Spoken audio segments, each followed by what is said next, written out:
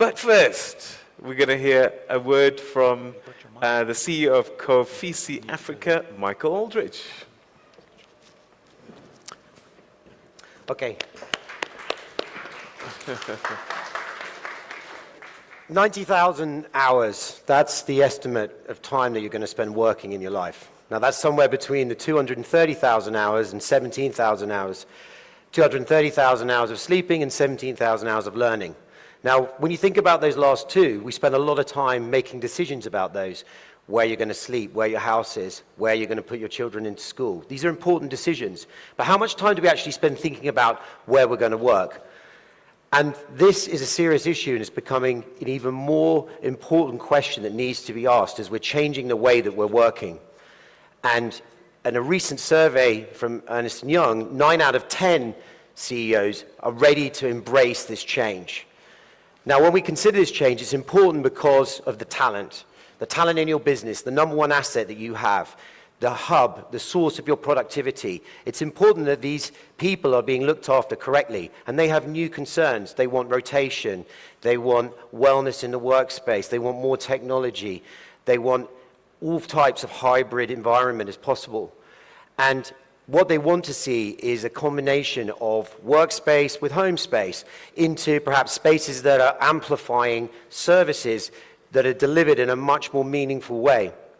But despite all these rotational pressures, and no matter how much you branch out and let your teams work remotely, you still need to come back to your roots. And we've been doing this for many years in religion, where we practice our faith every day, but we come back to reaffirm on a Sunday together. So these kind of thinking has been part of our way of working. But how is that translating into real estate? Real estate is still making traditional decisions with traditional mistakes. They're using poor data.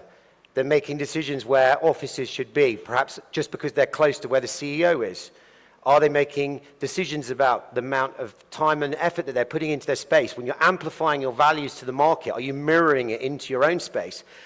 As well as thinking about cost. Are you cheaping on this 90,000 hour home?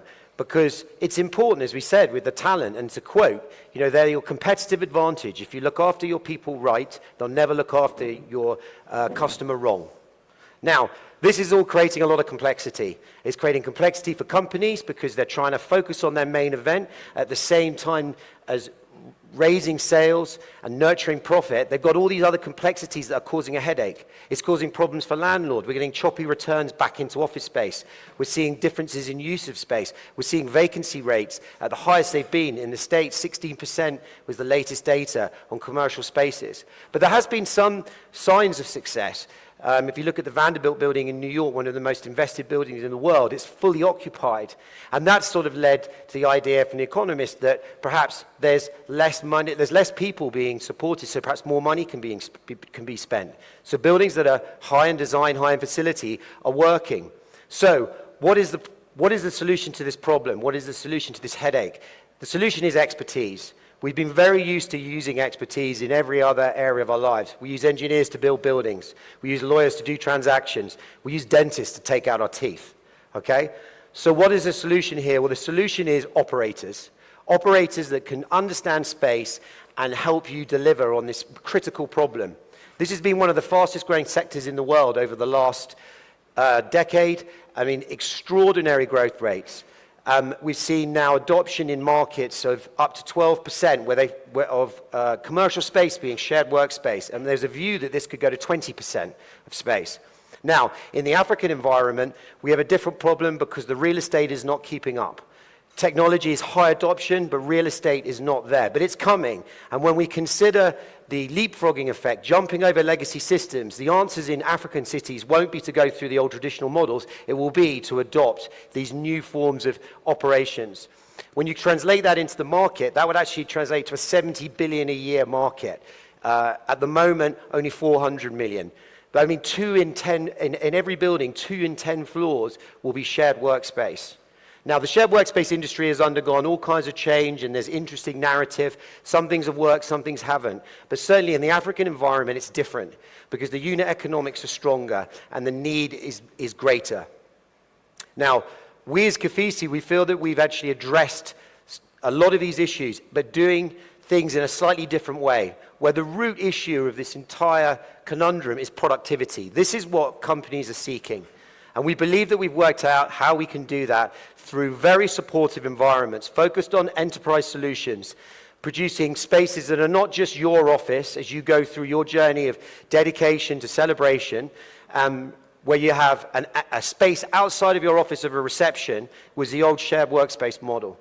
In the current model now, you're getting enormous amounts of facilities that are on hand, as well as a number of meeting and dedication and decision spaces that were never there before, all of which can be powered by technology and encouraging productivity in the businesses that are inside those spaces.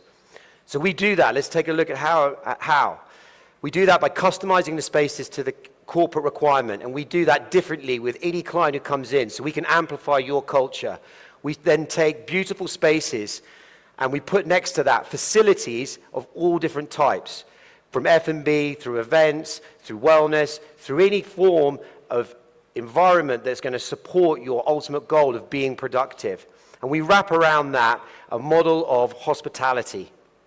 And that has led us to an idea of being able to blend the concepts of lifestyle and important work productivity in what we would refer to as hotelification of workspace. We do that with large spaces. The average KOFISI space is 80,000 square feet in its target, which is big by any means. We then put in concierge, we put in gather spaces, we have media suites, events, a whole raft of services that are possible for you to use, including important food and beverage, as well as tapping into the local communities, which is absolutely vital. 70% of our stuff is locally made, and we also work on amazing community programs, specifically around art, to make sure that the culture of the location is coming through. And so at KOFISI, we're not only about productivity, but we're also a source for human capital support. And in 2024, we'll be extending into wellness programs, and we'll be expanding into training programs. In our recent partnership announcement with Box, the AI learning provider, we'll be offering all forms of productive support for human capital advancement and learning. All of this is in honor of productivity as we go through the infinite loop of colliding with people as we are today, to then deciding to do things, to dedicate our time, to then celebrate the win, and so on and so forth. Now, our latest center that we did in Nairobi was 80,000 square feet of space, and we're rolling these out now across multiple markets with the vision to solve these issues. And we're doing it with large names. So this is not just about small companies, this is about very big companies with established cultures who require that. Because for the member or the user, what you're getting is all your space solution covered. You're getting to access scale. You're getting to amplify your brand in your own customized space. For the landlord, it creates great opportunity because what it's doing is it's bringing you large-scale leases, and then it's also bringing in marquee clients in a new format. And for the investors, it's an opportunity to access a very fast-growing environment inside the real estate and hospitality markets, where, as I said before, 1% today is shared workspace in the African market. If you consider the 12% that is in the global market, that's a 20x growth in the size of the potential. That would translate to 11 million users or a 70 billion market size. So when we as KOFISI are 8 centers, to think we could grow to 28, to go from 300,000 to 1 million square feet of space, these are all achievable goals. And when you consider the density expectations of the cities, 1 million square feet is only half the size of this building. So there's plenty to do and plenty to go around. So when we look at those 90,000 hours, let's try and get the most out of that. We live by a quote that says, you know, productivity doesn't happen by accident. It's the result of intelligent planning. It's the result of a commitment to excellence and a continued effort by your teams to do the right things. So we're not necessarily pitching the sector, we're pitching a solution. And when it comes to shared workspace, it can be the answer to whatever stage, at whatever stage you're at, whether you're breaking eggs or making lemonade. This can be the solution, and KOFISI can be part of that human capital evolution so necessary for the productivity of Africa. Thank you.